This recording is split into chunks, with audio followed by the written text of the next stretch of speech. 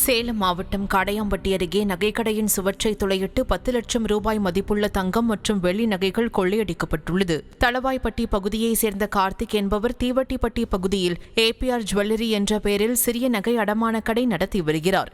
இந்த நிலையில் வழக்கம் போல் கடையை திறந்து பார்த்தபோது பின்பக்க சுவர் துளையிட்டு நகைகள் கொள்ளையடிக்கப்பட்டதுடன் சிசிடிவி கேமராவும் உடைக்கப்பட்டிருந்தது. இதனால் அதிர்ச்சியடைந்த கடையின் உரிமையாளர் கார்த்திக் தீவட்டிப்பட்டி காவல் நிலையத்தில் புகார் அளித்தார்.